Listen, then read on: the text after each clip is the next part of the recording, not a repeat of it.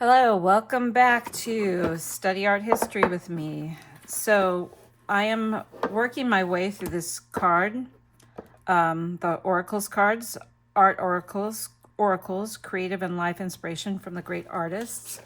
I'll leave a link in the description of where you can get these cards on Amazon. They're a lot of fun, pretty crazy about these artists.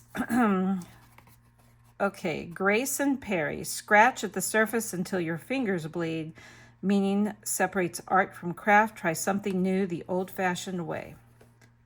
Huh. Okay, so maybe he did blood in his art. I don't know.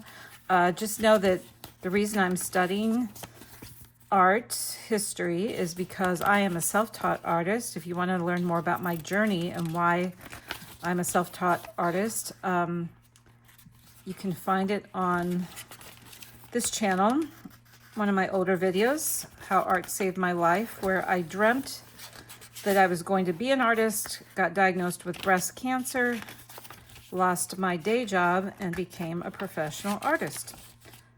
So where is this guy? Grayson. Is he at the end? If you've been watching, you'll know this book is not in order. Oh, this guy's still alive. Grayson Perry, United Kingdom, 1960.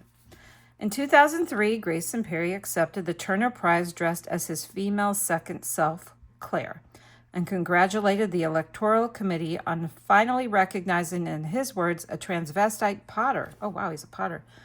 The potter is the tougher sell in the art world, where craft is often the backup dancer to concept. Working in deceptively traditional media such as ceramics and textiles, Perry uses techniques such as, I don't know how to say that, sgraffito, S-G-R-A-F-F-I-T-O, sgraffito, and photographic transfers to address contemporary subjects, including global and domestic violence, environmental emergency, his own troubled childhood, ugly politics, and all that sex stuff.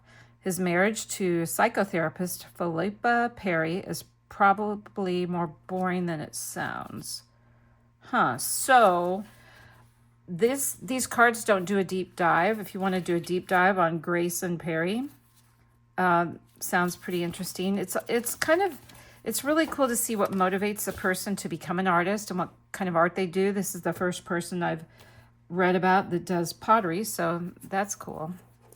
Okay, let's pull a second card. That's what I've been doing.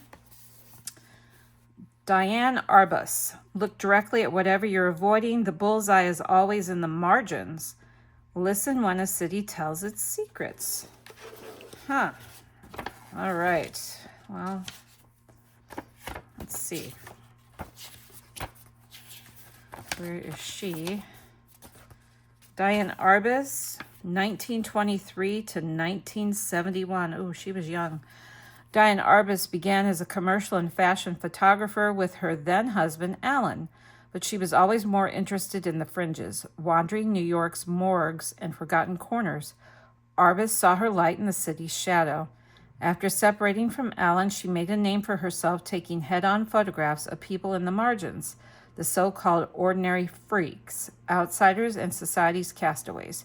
She took her own life in 1972. Oh, that's sad. And remains as controversial and influential now as she was in her lifetime. Wow. So, this book, I really learned that there's so much diversity among the arts, the style of arts they do and everything. But one thing seems to be the same, pain. Everybody creates this art from pain. Like, I haven't read one yet about creating the art from the joy, and here I'm telling you my story about surviving breast cancer. So, Grayson Perry, Diane Arbus. Like I said, I'm working through the deck. I think I've done 16 or 18 of these maybe so far, and I've got this many more to go. Once I get through this deck, I'll continue to teach art history and review art history with you through books and other means. But until then, if you want to pick up the Art Oracles deck, check it out in my description. The link is there for Amazon. And have a great day. Thanks for tuning in, liking, and subscribing. And don't forget to check out my video, How Art Saved My Life. Thank you.